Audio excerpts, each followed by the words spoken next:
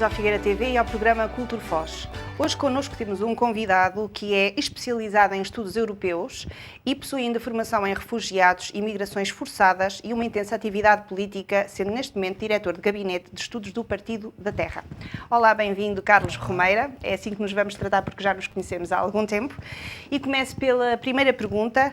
Fizeste um estudo relativamente à experiência constitucional e do regime político norueguês comparado com o regime político português, certo? A que conclusão é que chegaste? Ora, antes de começarmos, deixa-me agradecer o convite e dizer que é uma honra estar aqui na Figueira TV, ainda por mais entrevistado por ti. A Noruega e Portugal são dois países que têm algumas semelhanças, que nos permite estabelecer alguns paralelismos portanto, que nos permite também precaver se nós estamos a comparar o incomparável. Ou seja, são dois países periféricos, dois países virados para o mar, com uma grande relevância histórica, mas apesar da tipologia em termos de regime político não ser muito diferente de um para o outro, embora eles sejam uma monarquia, nós somos uma república, sim. Eles, por sinal, até se comportam mais, têm um comportamento mais republicano do que nós, parece um paradoxo, mas é essa a realidade. O que é certo é que lá funciona a questão política e em Portugal, como todos nós sabemos, fica um pouco aquém das expectativas, pelo menos das pessoas. Porque também não se conhece muito a Constituição portuguesa, quer dizer, nem toda a gente conhece, não é? Sim, isso faz parte exatamente dos problemas. Eu identifiquei essencialmente dois problemas muito grandes. Um deles tem a ver com a própria cultura política. Cultura política não só dos agentes políticos, dos protagonistas, dos partidos, e falamos também não só dos partidos, mas também do poder intermédio, que muita gente não fala, das instituições, dos serviços públicos, dos reitores das universidades, diretores de hospitais, etc., mas também dos sindicatos, que lá se chamam uniões. Portanto, tudo isso são agentes políticos que têm uma outra cultura diferente da nossa, como também do próprio eleitorado. Mas lá envolvem-se mais do que nós cá? Sim, estão mais atentos, mais informados? Estão mais atentos. Por norma, os mais céticos costumam argumentar que eles também têm um grande grau de abstenção nas eleições e que, por isso, eles também não ligam tanto à política como nós, em Portugal. Não, eles não ligam por outras razões. Portanto, o grau de abstenção dos nórdicos, por norma, é porque não sentem tanta... sentem-se mais satisfeitos, portanto, isso falando de uma forma mais satisfeitos com a própria política do que nós em Portugal. Aqui nós não nos sentimos satisfeitos e encaramos a abstenção como um ato mostrar que não estamos satisfeitos com nada. Exatamente, insatisfação. Claro. O que é ao contrário, acabamos por delegar em quem nós não queremos essa insatisfação. Há duas coisas que nós, essencialmente, as pessoas comuns, são e que dizem sempre que não são. Uma delas é que somos economistas. Todos os dias nós tomamos decisões económicas em tudo aquilo que fazemos, mesmo que não tenha a ver com finanças ou com dinheiro. E a segunda é que todos nós somos políticos. Ou seja, todos nós temos uma opinião política. Saímos de casa, dizemos que o passeio tem que ser arranjado, é logo uma decisão política. Nós vamos à praça e dizemos que os produtos agrícolas estão muito caros e há muitos impostos. Também é uma decisão política e, neste caso, também económica. Portanto, os portugueses não se podem demarcar da decisão económica e política em Portugal. Mas depois chega a hora H... E ninguém aparece. Exatamente. Portanto, há uma coisa que toda a gente fala no voto útil. Eu não sei como é que nós podemos considerar um voto útil quando depois vamos votar naquela que não seria a nossa primeira opção política. Na altura de nós tomarmos uma decisão, que de facto é nas urnas, logo o primeiro sítio, não só nas urnas, também em termos de participação política e debate político também o devíamos fazer, mas na altura de votarmos, depois fazemos uma escolha que não é aquela nossa primeira escolha e ainda dizemos que isso é útil. Então eu acho que não é útil, acho que isso é desperdício. Os noruegueses são diferentes de nós. Provavelmente, sim, se calhar, têm outra participação. outra atitude. É uma das coisas mais... uma das grandes diferenças que existe, não só nos noruegueses, mas quanto a mim, a comparação entre Portugal e Noruega também é paradigmática da comparação que muita gente faz entre o norte da Europa e o sul da Europa. Os noruegueses são um povo muito esclarecido. Já é o povo na Europa que lê mais imprensa escrita, jornais, etc. Claro. E mesmo outro tipo de leitura. É um povo que é muito mais prático do que nós em Portugal. E eles conseguem identificar muito bem o que é possível fazer e o que é que não é possível fazer. Os próprios partidos políticos, e isso em conversa uma das pessoas que me auxiliou nesse trabalho, a professora Eivind Smith, que é um dos maiores constitucionalistas da Noruega, a certa altura nas nossas conversas cheguei-lhe a perguntar, professor, isto não é muito diferente realmente de Portugal, embora em Portugal necessitemos de uma mudança de regime, mas porque é que funciona na Noruega e não funciona lá em baixo? E ele foi surpreendente quanto a mim na resposta, que disse que aqui os partidos políticos, quando ganham as eleições, têm a noção que não ganham com 100% dos votos. Portanto, não podem levar avante ou aplicar 100% da sua vontade, têm que governar para toda a gente. E é muito natural existirem coligações a 3 e 4 partidos, neste momento são de 4 partidos na Noruega, a coligação que está no governo, e eles... por norma, são muito exigentes na negociação entre eles. Mas depois, na hora da decisão... foi uma inovação agora, não é? Na hora da decisão, sim, em Portugal foi uma inovação. Só que a diferença é que, enquanto eles têm uma coligação, nós aqui temos um acordo. A coligação deles permitiu-lhes, antes de eu ter vindo embora da Noruega, de chegar a um acordo na Assembleia norueguesa, a uma estratégia há 10 anos para a agricultura. Em Portugal, nós nem nos conseguimos sentar à mesa para discutir uma reforma de Estado, não é? E em Portugal foi uma inovação, mas pela pior maneira. Não quero entrar, poderei às vezes sensibilizar mal muita gente, mas quando houve este resultado eleitoral, eu fui das primeiras pessoas a chamar a atenção, até nas redes sociais, atenção que nós escolhemos uma tipologia, não escolhemos o Primeiro-Ministro, escolhemos uma tipologia de Assembleia da República, e havendo uma coligação à esquerda, será muito mais viável do ponto de vista do governo do que um governo minoritário à direita. Portanto, é natural que assim aconteça. Os meus colegas, amigos da direita, eles todos, és maluco, isso não Mas é... a Constituição permite? E daí? Exatamente. Não é?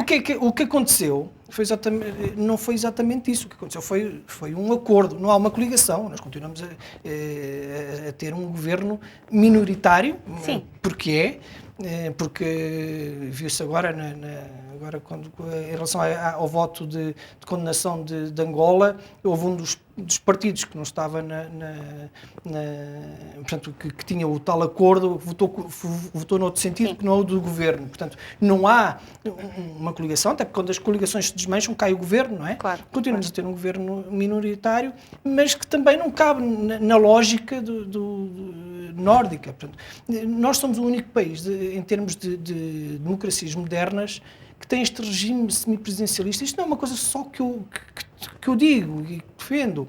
Há vários constitucionalistas, até várias pessoas que têm obras escritas sobre o assunto, que há uma necessidade de uma mudança de regime.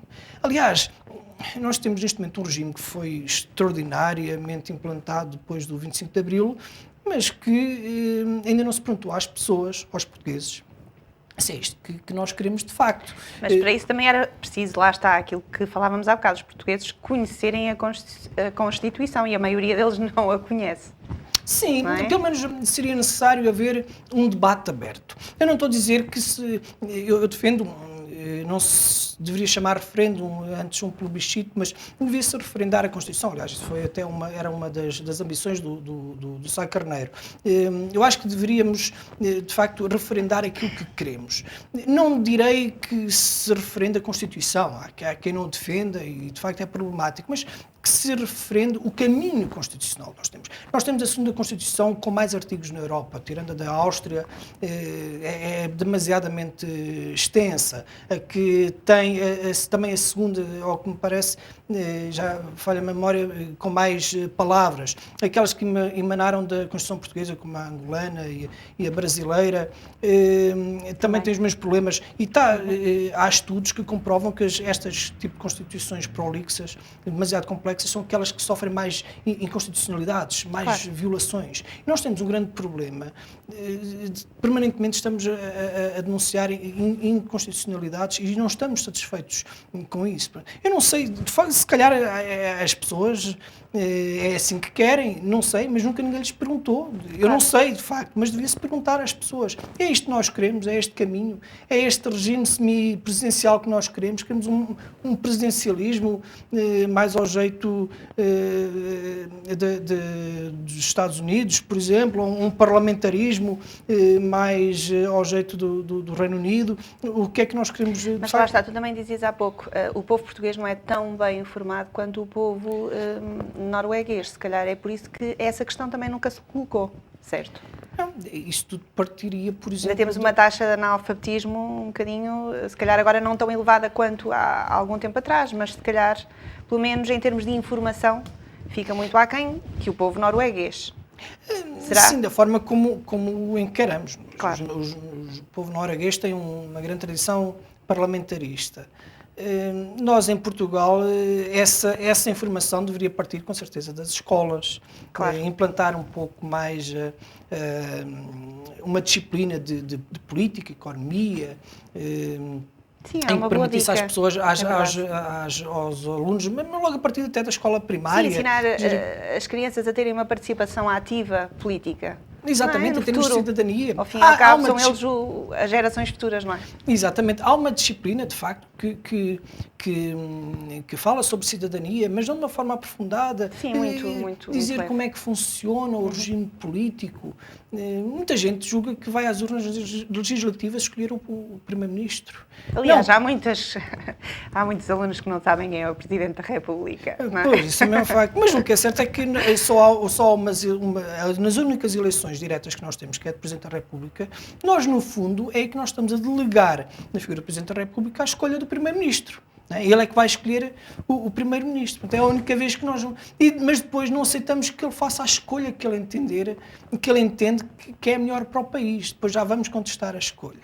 E depois julgamos que é nas legislativas. Há muita gente, por exemplo, só há pouco tempo é que isso começou a ser discutido, que pensa que andou uma vida inteira a descontar para a reforma e que agora tem direito a receber o que descontou lá atrás. Se forem fazer bem as contas, não chega o que descontaram estes anos todos.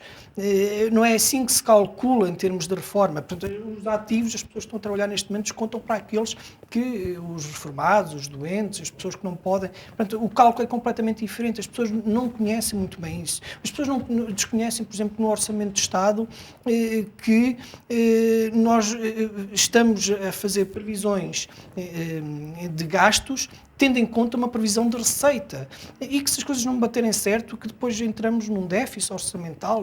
Devia haver mais informação. Sem dúvida, e se as pessoas estivessem mais esclarecidas em termos de informação, pensariam em termos políticos completamente diferentes. E viam que há muita gente que vem à televisão prometer aquilo que não pode e outras pessoas que vêm justificar aquilo que é injustificável. Claro. E os políticos, como dizia o Medina Carreira, normalmente mentem para ganhar eleições e depois fazem o que é preciso.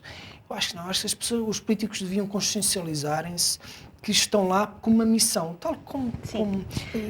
É um trabalho deles, e a missão deles é de facto fazer o melhor para o país, não é? E para as pessoas, não é? Então representar o povo, digamos assim. E essa é que é uma grande diferença em relação ao norte da Europa e ao sul da Europa, porque eu sinto os mesmos problemas em Espanha, Itália, em França, na Grécia então nem se fala.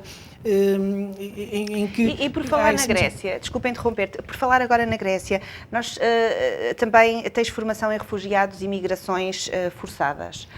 O que é que tens a dizer sobre esta catadupa de refugiados que estão a invadir a Europa vindos de vários países, porque são forçados a isso, não é?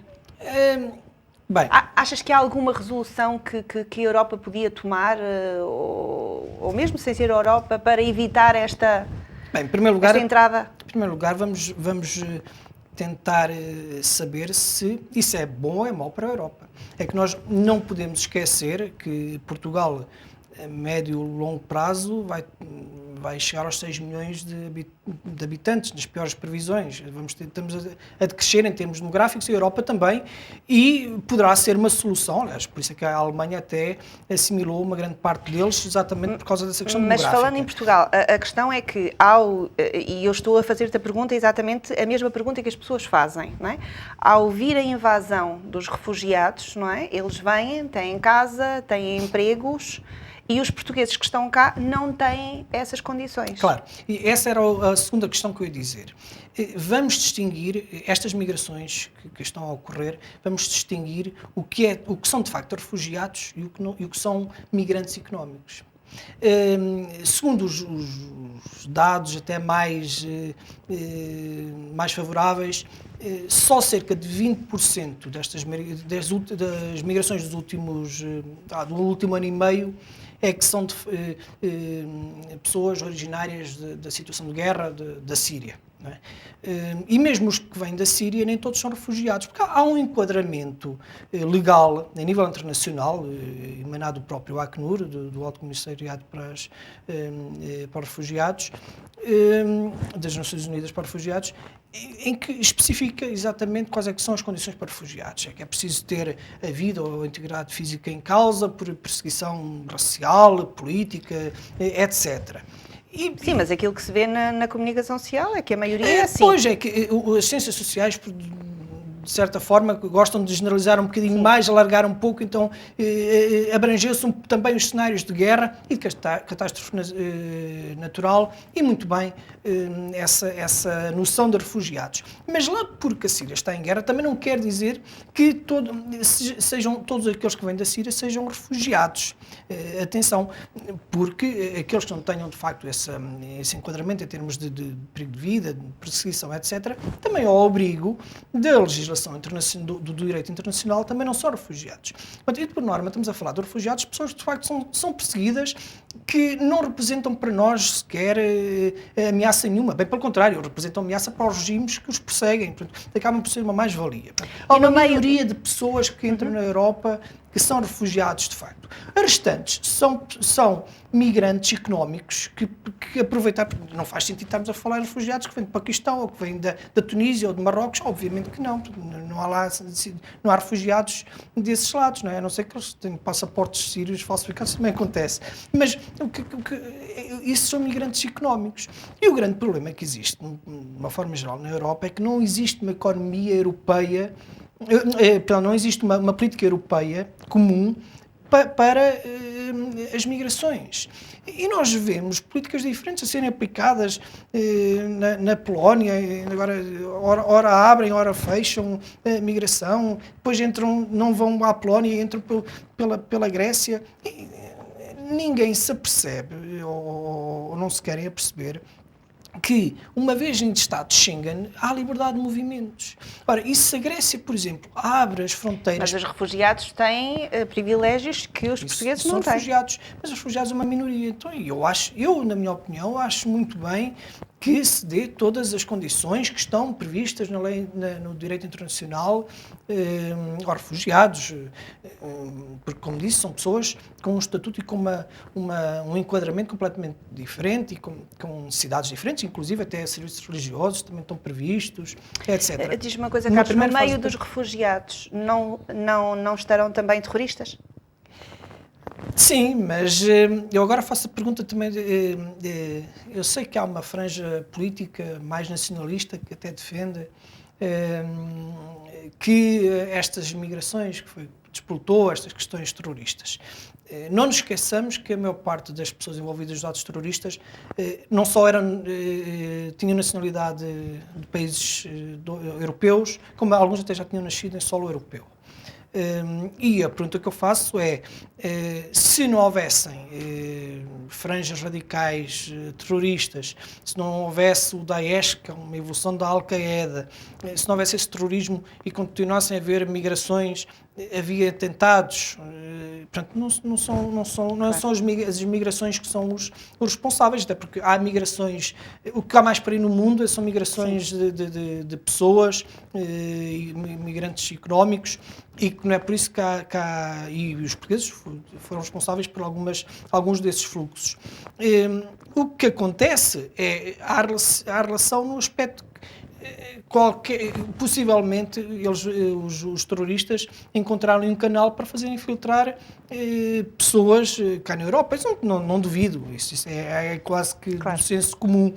Agora, se não fossem os fluxos migratórios que neste momento existem, eles iriam arranjar outra solução. Eu defendo que, de facto, porque não há uma política comum, deve haver uma suspensão temporária até que nós pensemos muito bem uma forma de identificar as pessoas que cá entram, vermos quem cá entra. Portanto, não pode ser indiscriminadamente, porque senão estamos a correr um grande risco. Isso, sem dúvida alguma. Achas que Portugal está em perigo?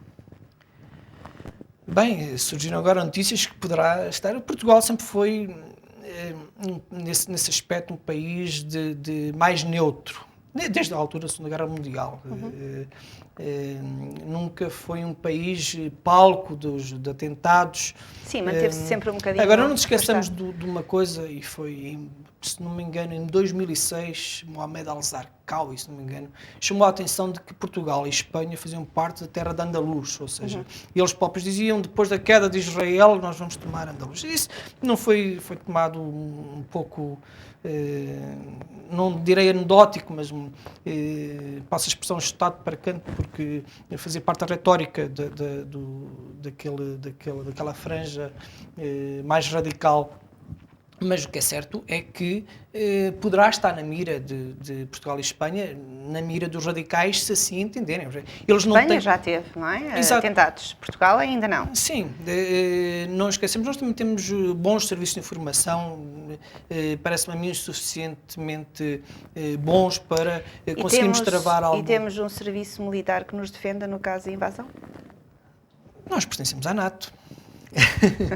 Portanto, isso é um dos princípios da NATO. Se houver de alguma forma, não direi invasão, mas militarmente alguma incursão em Portugal... Temos de estar minimamente descansados. Sim, julgo que porque isto é um problema que neste momento sente-se que a Europa está a começar a despertar de facto. Portanto, Bruxelas é o coração da Europa e da União Europeia, e parece-me a mim que agora finalmente se despertou um bocadinho, começou-se a agir. Mas há alguns países que, pelos vistos, Inglaterra não quer continuar na União Europeia. Sim, por acaso vamos ter agora brevemente um referendo sobre o in ou out dos ingleses na União Europeia. Eles sempre quiseram ser muito independentes e sempre foram muito independentes, não é? Sim, é um país, o Reino Unido, Inglaterra, falamos do Reino Unido. Reino Unido, sim.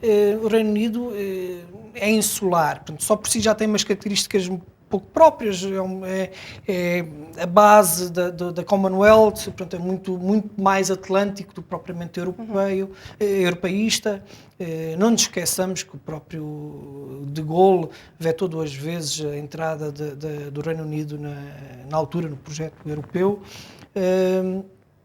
E quanto a mim, a Inglaterra, mesmo assim, iria perder bastante saindo da União Europeia, tal como a União Europeia iria perder com a saída do Reino Unido.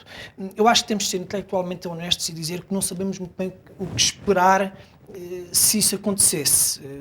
Há muita gente que diz que não vai acontecer.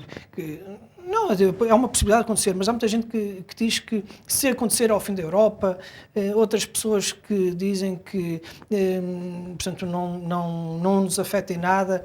Eu espero para ver, mas eu gostaria de não esperar para ver e que o Reino Unido se mantivesse. Aliás, até irei agora brevemente deslocar-me até ao Reino Unido, exatamente para ajudar na campanha pelo INE do Reino Unido. Foram convidados para ir claro. Eu sou convictamente europeísta, federalista até, eu sei claro. Que não é muito popular dizer isso nos dias de hoje, acho que até uma federação europeia iria resolver alguns dos nossos problemas, portanto, e irei com muito gosto até ao Reino Unido. Para evitar que eles façam o out. Sim, até porque eu não quero esperar para ver, eu não gostaria de correr esse risco, e acho que é muito melhor estarmos juntos do que estarmos separados, não é? Claro. Carlos, como é que tem sido a tua experiência no Gabinete de Estudos e Planificação do Partido da Terra? Muito rapidamente, fala-nos um bocadinho dessa tua experiência. Sim, nós estamos no Partido da Terra MPT, foi um partido que, não nestas últimas eleições, mas nas eleições anteriores, tem vindo sempre a crescer. Portanto, colocou a fasquia muito alto, especialmente depois das últimas eleições europeias, onde elegeu, como toda a gente sabe, 2 eurodeputados, e não estava, na sua estrutura, não estava suficientemente crescido para responder ao facto de ser logo a 4ª força política mais votada. Agora a realidade não foi, portanto, voltámos um pouco ao estádio que nos pertencia antes, é um facto, mas percebemos que a nossa matriz ideológica, que a nossa missão enquanto partido, a nossa responsabilidade enquanto partido político para com os portugueses exigia que de facto nós respondêssemos a essa chamada assumindo-nos como a alternativa que o país está a precisar. O Gabinete de Estudos do Partido da Terra foi exatamente uma das ferramentas que a Comissão Política Nacional entendeu ser imprescindível para então avançarmos com esse projeto.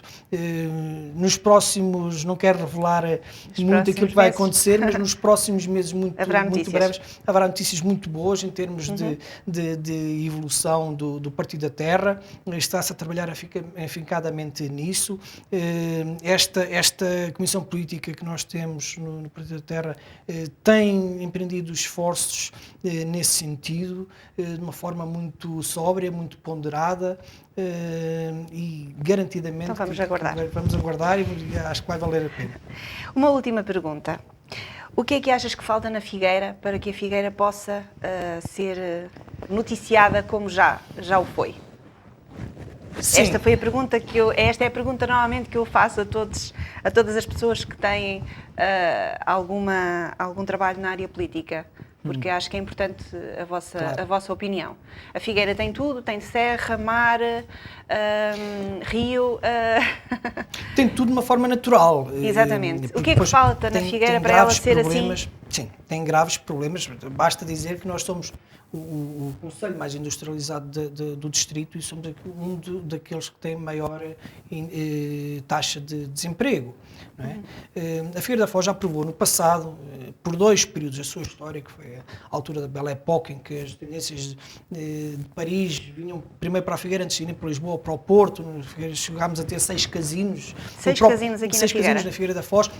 Aliás, o próprio... Sendo que o casino da Figueira hoje é o mais antigo da Península Ibérica. Isso já sabemos. Exato. Por acaso desconhecia esse facto. Até jogava que era o do Estoril. Mas portanto, já foi conhecida, portanto, vinha Paris para cá, não é? E depois da Figueira, é que as tendências iam para Lisboa e Porto. Exatamente, nós éramos o centro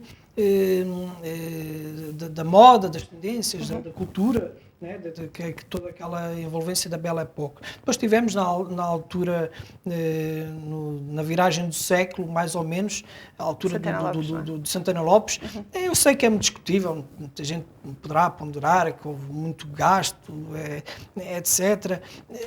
O que é certo é que a Figueira da Foz era o 3º destino a seguir ao Algarve e à Madeira do país. Era falado, estava na moda, de facto. E quanto a mim... Estava cheia completamente. Exatamente. Nós víamos... Sem dúvida alguma, se calhar não valeria a pena... O que é que faltou aqui, neste período, entretanto? Dar continuidade, na minha opinião, mas dar continuidade de uma maneira sóbria. É um grande problema. de uma forma geral, português, é quando há alturas de vacas gordas, não se fazem almofadas financeiras. Claro. E há a tendência depois para o despesismo, para o esbanjamento. E normalmente quando há muito dinheiro, quando há muitos recursos, também não há grandes, não há muita fiscalização, as coisas não são muito bem controladas. Só depois mais tarde é que se vem a ver que depois houve erros, não é? E é nessa altura que depois deve haver controlo. Para quê? Para depois nas alturas em que depois há uma maior quebra em termos económicos, para depois fazer face às crises. E Portugal não só a nível macroeconómico tem feito isso ao longo das últimas décadas, por isso é que temos uma austeridade que não é solução, mas muitas vezes é uma necessidade, infelizmente. Portanto, claro. temos que mudar isso, porque não é a solução, porque nos tempos de crise é que deve haver investimento e nós não temos capacidade para isso. E a Figueira da Foz também tem que pensar um pouco assim, mas só se pensa assim se houver estratégias. Não podemos estar a pensar na Figueira da Foz num futuro sem sabermos muito bem o que é que vamos fazer. Não se pode ver só o dia-a-dia. Porque eu sei que o poder político muitas vezes pensa só 4 anos e receia muito mais as próximas eleições do que aquilo que se passou nas eleições anteriores. E por norma... E lá está, muitas vezes não há continuidade àquilo que foi feito anteriormente, não é? Sem dúvida alguma. Muda-se tudo. Ainda hoje estive ali a apreciar as obras no areal da Praia da Figueira da Foz. E acho que, sim senhor, finalmente está-se a fazer, é discutível, bem ou mal, podia ser melhor, podia ser pior, mas está-se a fazer alguma coisa. Eu espero é que o poder político que neste momento está a fazer as obras não venha a sofrer as mesmas críticas que fez em relação ao Oasis. Porque normalmente quem vem a seguir critica o que está anteriormente. E espero que aqueles que sofreram, que construíram o Oasis e que sofreram de uma forma injusta esse desprezo pela sua obra, ao fim e ao cabo, não venham agora criticar da mesma forma o que se está a fazer agora de bem. Deve haver continuidade. Aquilo que eu falava há bocadinho da Noruega, dessas estratégias há 10 anos, há 10 anos são 2 legislaturas e meia. É impensável em Portugal, ninguém se entende. Lá diziam os outros que nós nem nos governamos, nem nos deixamos governar. Não é? Temos essa tendência. E isso tem que ser... Temos que ser mais unidos, independentemente da cor política. Eu penso que as pessoas devem dar continuidade ao trabalho que está feito, independentemente de ser a outra cor política ou não, não é? Sem dúvida alguma. Se está bem feito, vamos continuar e vamos acabar e vamos para a frente. Não é? Sem dúvida alguma. E a Figueira da Foz tem muito potencial. Tem que se perceber que tem um potencial enorme. Exatamente. Em termos não só... em termos industriais, como já o tem. Como em termos turísticos também. Em termos turísticos, culturais, etc. Há muita coisa que pode ser feita aqui na Figueira da Foz com estratégia havendo uma convergência para o mesmo. E já sei que o MPT provavelmente vai ter nos próximos meses muito a dizer sobre isto, não é? Sim, sem dúvida alguma. Vamos podem esperar por nós, até porque a nossa matriz do ponto de vista ecológico, humanista, tem muito a ver com a Figueira da Foz e é um dos pontos em que nós podemos ter uma palavra a dizer. Vamos ter uma palavra a dizer, certamente. E vamos falando. Carlos Romeira, foi um prazer ter-te aqui connosco. O prazer foi todo meu. Muito obrigado. Muito obrigada. Nós voltamos em breve com mais convidados e mais temas. Até lá.